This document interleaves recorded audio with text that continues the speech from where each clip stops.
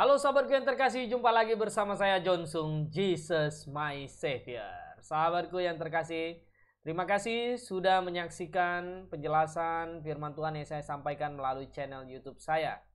Jika sahabatku memiliki pertanyaan atau hal yang ingin diketahui, boleh silakan ya follow YouTube, Facebook saya, Instagram saya, atau nomor WhatsApp saya 0812 5876 9200. Jika Anda ada pokok doa yang ingin disampaikan, silakan WhatsApp saya akan berdoa bagi Anda semuanya.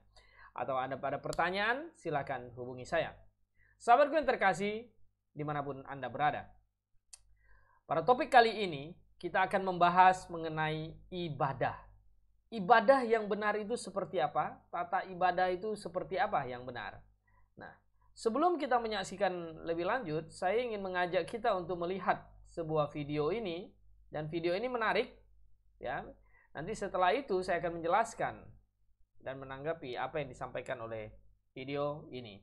Ini ada Pendeta Joshua Tewu dan Dr. Swentolio menjelaskan mengenai ibadah. Oke, baik kita saksikan. Kaget dengan pernyataan saya bahwa jemaat yang jadi contoh teladan itu bukan jemaat pertama yang di Yerusalem. Iya, itu kan baru pemula ya.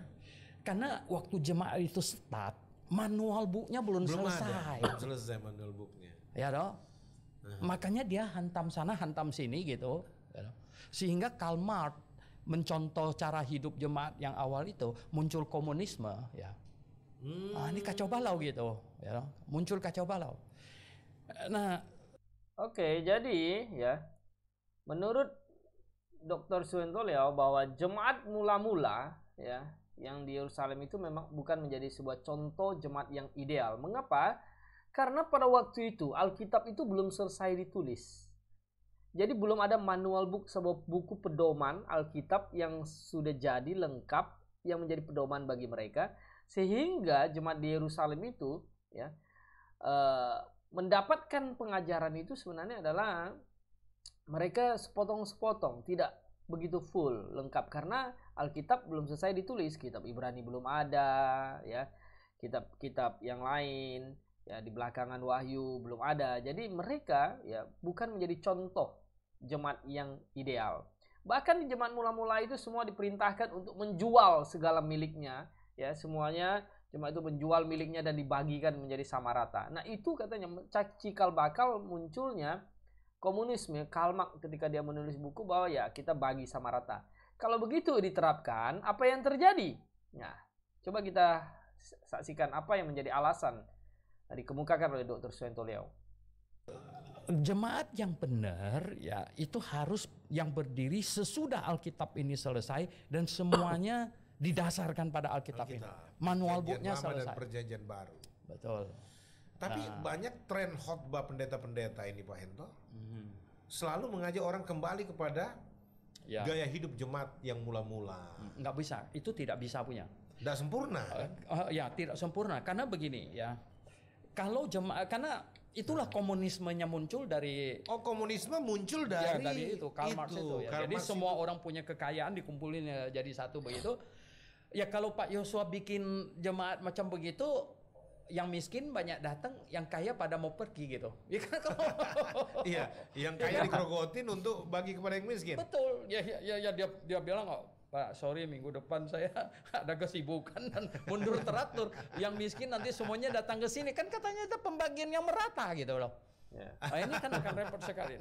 Tidak ada begitu. Tuhan dari Kejadian sampai Wahyu bahwa orang rajin akan dapat banyak, ya, orang malas tidak dapat, ya loh, akan berkurang. Ini adalah hukum yang Tuhan berikan manusia bebas berjuang. Oke. Ya, puji Tuhan ya. Nah, sekarang Pak Hento, kita berbicara kitab suci ada, jemaat ada, ibadah. Karena Alkitab dijadikan landasan membangun sistem peribadatan toh. Peribadahan. Nah, tapi kemudian orang menyatakan begini, nggak cukup Alkitab. Nah, tradisi rasul-rasul. Nah, ini dia masalah ibadah. Saya tidak mau pakai kata itu. Ya, mengapa? 30 tahun yang lalu tidak ada orang Kristen bilang hari Minggu kita pergi beribadah. Tidak ada. Ini tren belakangan.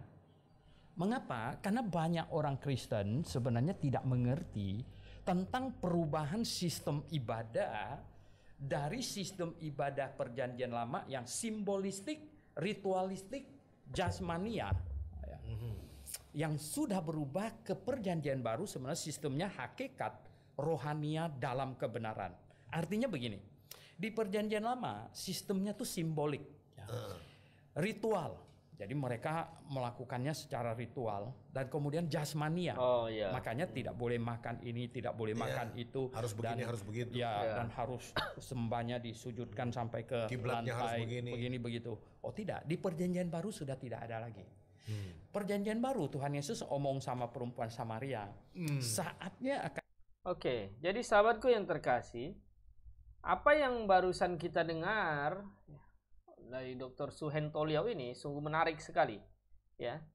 Ya, saya coba untuk merangkumnya di dalam ini, dalam sebuah penjelasan ini. Anda boleh saksikan di sini, ini penjelasan yang pernah saya dulu biasa kasih seminar dan pelajari, ya, bahwa sebenarnya kalau kita lihat garis zaman ini dari kisah penciptaan dan berakhirnya dunia ini pada hari pengangkatan Yesus Kristus akan datang, ini adalah dimulai dengan, ya, dari penciptaan Adam dan Hawa sampai kejatuhan manusia.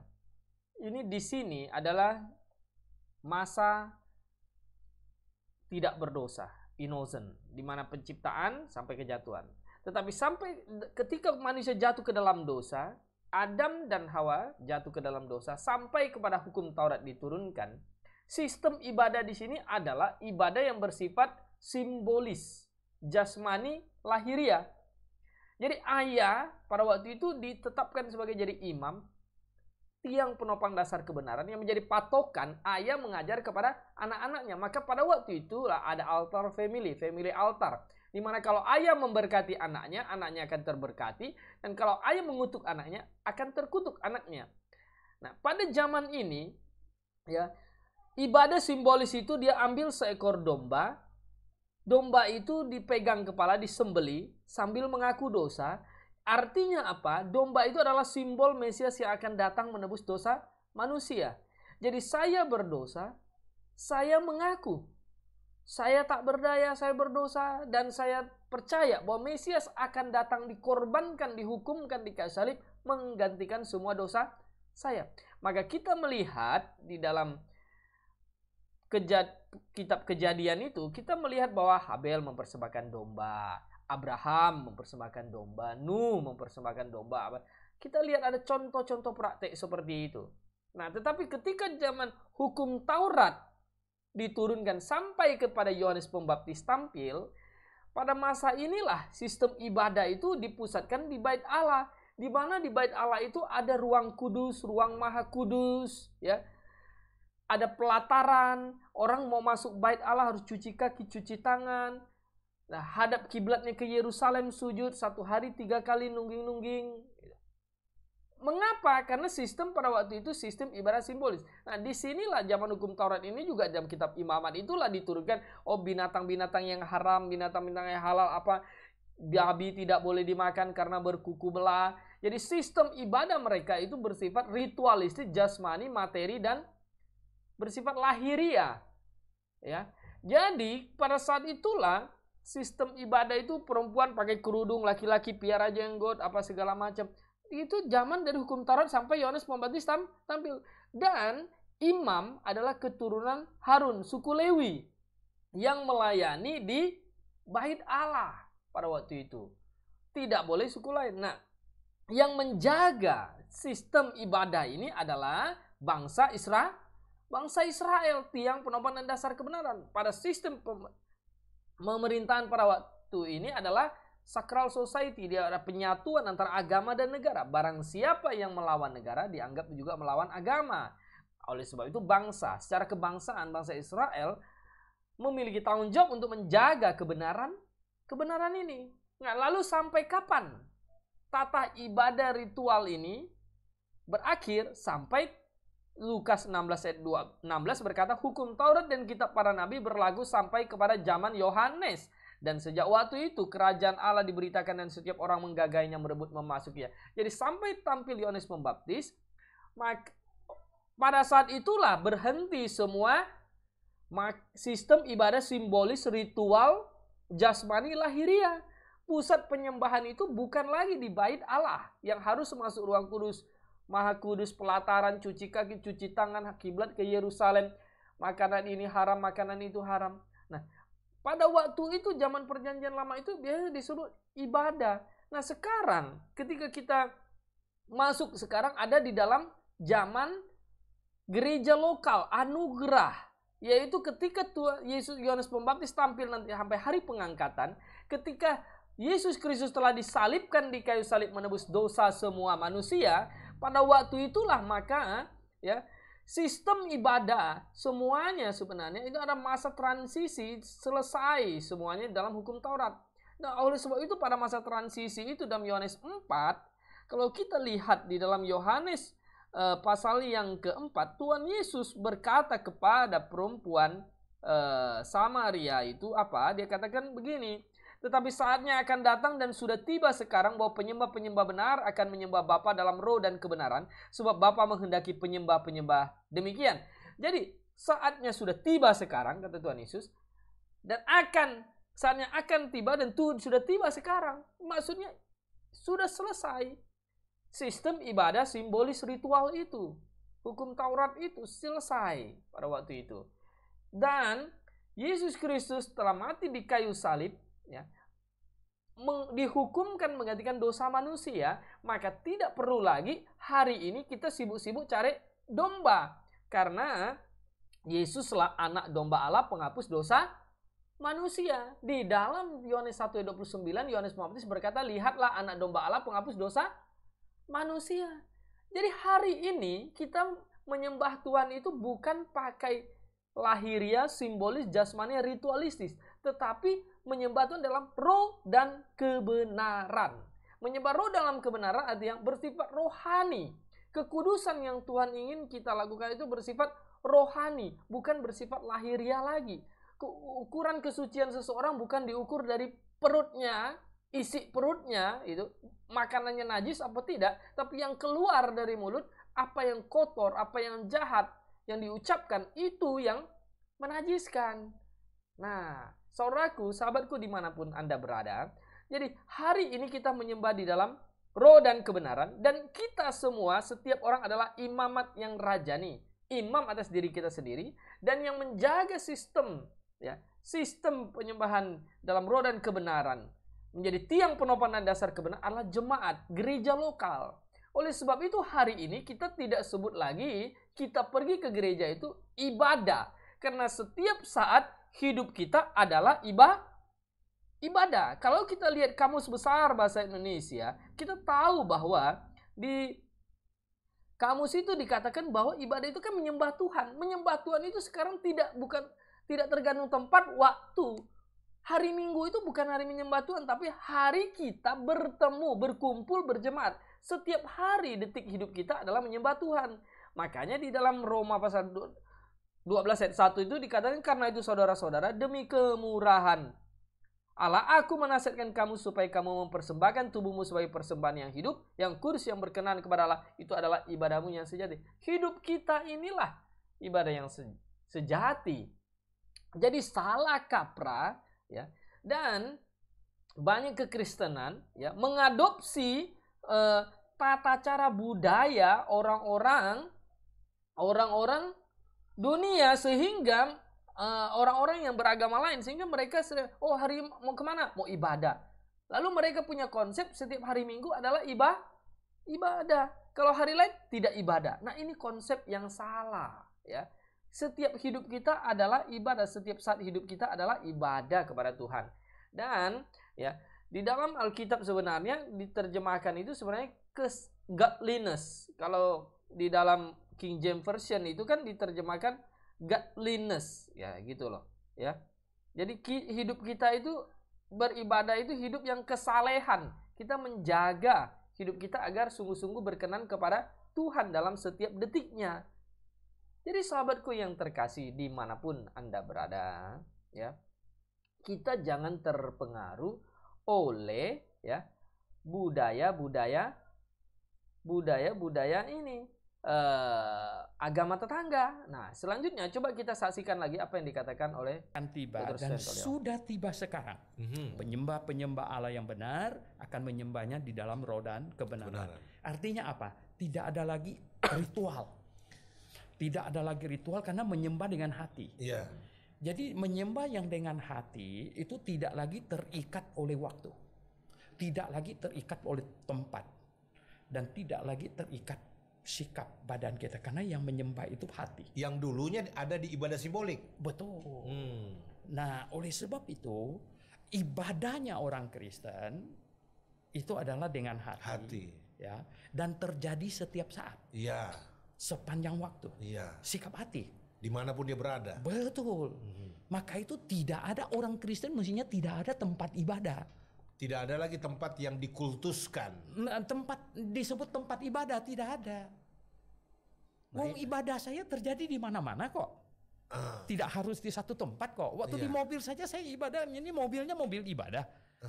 Jadi kau ngawur dong. Terus gereja konteksnya apa Pak Hento? Gereja tempat berkumpulnya jemaat. Gereja tempat berjemaat, berkumpulnya ya. jemaat, tempat berjemaat. Tempat berjemaat. Tempat Bukan bereklesia. pergi ibadah.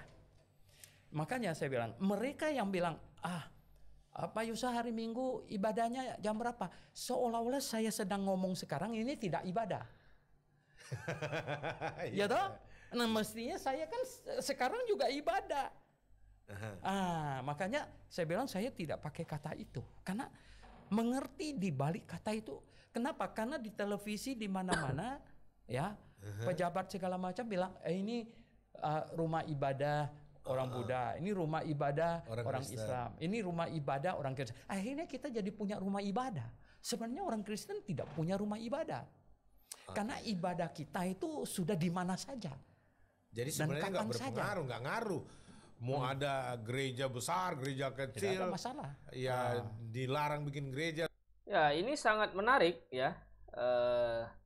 Pandangan yang disampaikan ini sangat menarik.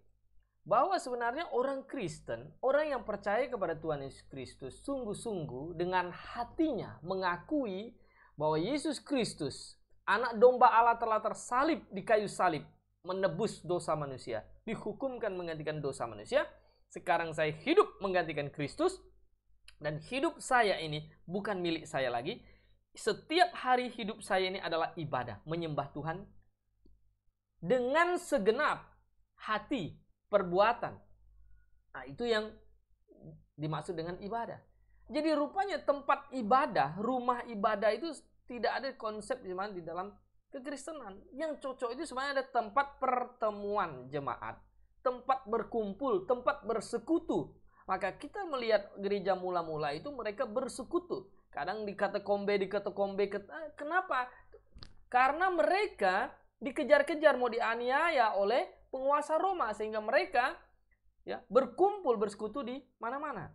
Oh, bagaimana kalau begitu dengan ayat Ibrani pasal 10 ayat 25? Janganlah kita menjauhkan diri dari pertemuan-pertemuan ibadah kita seperti dibiasakan oleh beberapa orang, tetapi marilah kita saling menasihati dan semakin giat melakukannya menjelang hari Tuhan yang mendekat.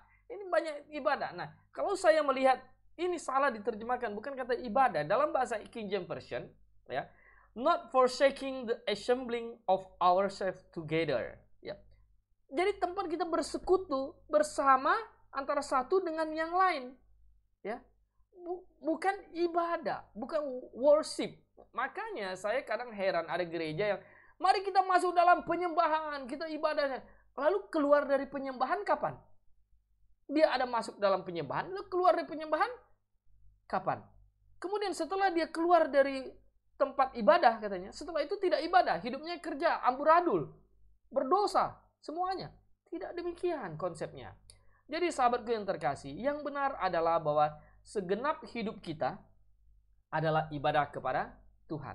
Nah, hari ini kita menyembah dalam roh dan kebenaran. Rohani bersifat hati dan kebenaran. Firman mula kebenaran. Mengasihi Tuhan dengan akal budi dengan hati, perbuatan yang kita lakukan, bukan dengan ya segala menjaga ritual pernak-pernik, jubah yang panjang, jenggot yang panjang, tahu apa, topi apa segala macam. Bukan pernak-pernik itu lagi yang menjadi patokan, tetapi hati. Kita menyembah Tuhan setiap saat, tidak tergantung tempat, waktu, dimanapun berada. Makanya orang-orang ketika dianiaya, mereka berkumpul di loteng, berkumpul di katakombe, kuburan-kuburan bawah tanah, di gua-gua. Tidak ada masalah, karena Tuhan bukan melihat tempat itu. Nah, oleh sebab itu, ubah konsepmu hari ini. Anda pergi bergereja, tidak ada masuk ruang maha kudus. Tidak, semua ruangan sama. Tidak ada ruangan yang kudus, tidak ada ruangan. Karena kita bukan di dalam bait Allah. Ya, kadang orang sewa mall, tapi nyanyinya ruang maha kudus. Di mana itu ruang maha kudus kalau begitu? Nah, ini salah konsep. Jadi sahabatku yang terkasih dimanapun Anda berada. Hari ini gereja adalah tempat bertemu, tempat bersekutu antara satu jemaat dengan yang lain, bukan tempat ibadah. Nah, kiranya penjelasan saya ini bisa membantu mencerahkan pikiranmu. Sahabatku dimanapun Anda berada, bersama saya Jonsung, jika engkau suka, engkau mengerti akan penjelasan ini, silakan bagi ke teman-teman yang lain. Sama saya Jonsung, Jesus my Savior.